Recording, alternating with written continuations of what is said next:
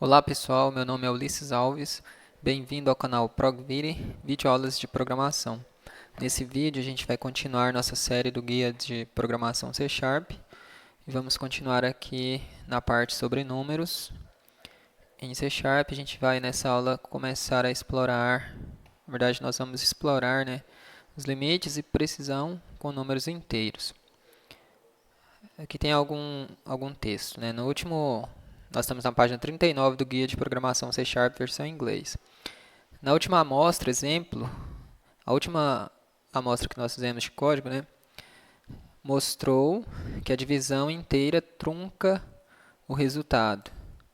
A gente veio aqui, executou um 11 dividido por 3 e mostrou o resultado 3 apenas, não mostrou 3 dízima periódica 6,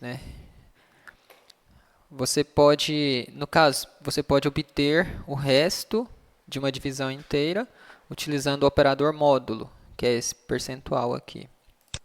Então, em C Sharp, quando você obtém esse 3 aqui, quer dizer que é o quociente, Mas o resto você também consegue obter ele utilizando o operador módulo. Vamos colocar aqui um código de exemplo aqui, abaixo de order precedence da chamada, Então aqui ele está declarando várias variáveis inteiras. E aqui no caso da variável d, ele está atribuindo para ela 11 dividido por 3 novamente. E aqui vai ser o quociente.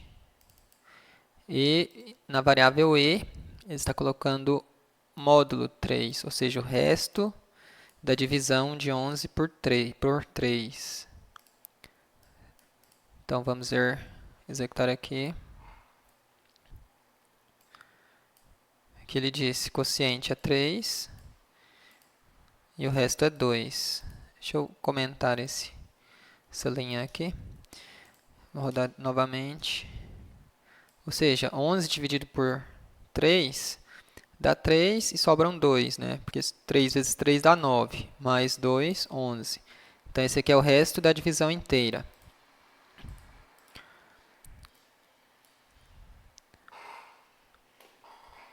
O tipo C Sharp, inteiro, difere da matemática de números inteiros comuns lá da matemática em outra forma também. O tipo inteiro tem um mínimo, tem limites mínimos e máximos. Ou seja, não é infinito, Você não consegue armazenar uma quantidade, um número infinito em C Sharp aí num inteiro, por exemplo. Você consegue apenas armazenar até uma determinada quantidade, tanto negativo quanto positivo. E aqui a gente tem outro exemplo aqui. Vamos copiar aqui, você pode escrever linha por linha, por favor. E aqui max. Na variável max, ele está colocando o máximo do tipo inteiro, Que aqui está dizendo o valor que é. E aqui na min, ele está colocando o mínimo. É um número negativo bem grande. E o máximo é um número positivo bem grande. E a gente pode executar aqui. Ele vai dizer para a gente aqui, a extensão de inteiros, em C Sharp, é desse número negativo aqui bem grande até esse outro número positivo bem grande. Então aqui já foi 1000, milhão, bilhão, Quase que 2 trilhões e o tamanho desse número. Então esse é o limite, são os limites de números inteiros em C Sharp. O valor mínimo que você consegue colocar em uma variável int em C Sharp é esse, menos esse tamanho aí. E o valor máximo que você consegue colocar em uma variável inteira em C Sharp int é esse valor aqui. Ok? Se o cálculo produzir, se um cálculo, produzir um valor que exceda estes limites, você tem uma condição de underflow, se for para menos, ou então overflow, se for para mais. Você ultrapassou tanto o limite inferior, underflow, ou então o limite superior, overflow. Você tem essas duas condições. A resposta vai parecer que voltou para o outro limite e continuou o cálculo a partir dali. Por exemplo, se a gente ver aqui, pegar esse outro código, A gente colocar aqui embaixo. Aqui ele está definindo uma variável what, né? O que é igual a max mais 3, ou seja, vai ser o limite máximo mais 3. Mas a gente acabou de dizer que o máximo não tem como colocar um número maior do que o máximo, né, em uma variável. Então, se você somar max com 3, o número máximo aqui, ele vai voltar para o limite negativo e somar alguns números. Vamos ver. Aqui, um exemplo de overflow, ou seja, ultrapassou o limite superior, que era esse, aí caiu no limite negativo inferior aqui, 8, aí somou com mais 2 e caiu aqui. Ou seja, esse número máximo aqui mais 1 é igual ao número mínimo.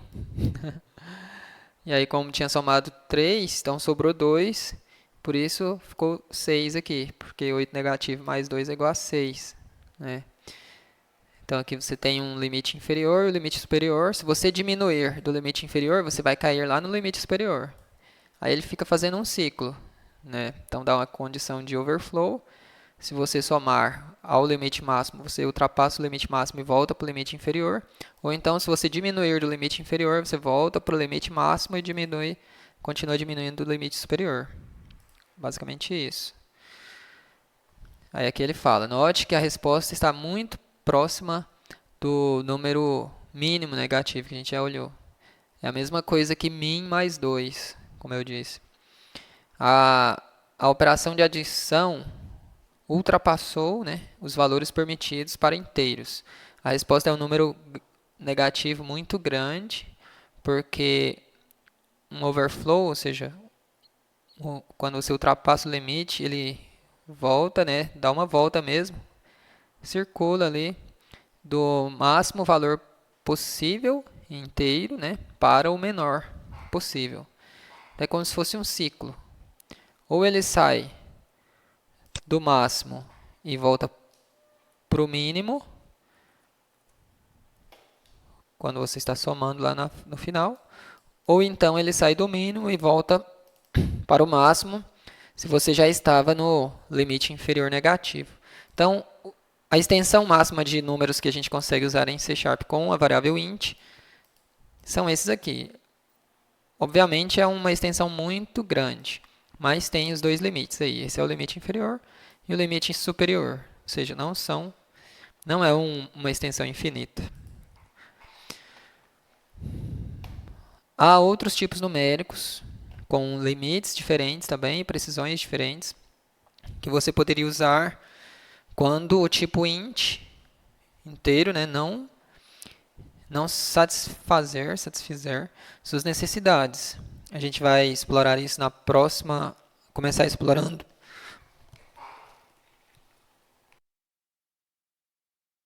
Perdão.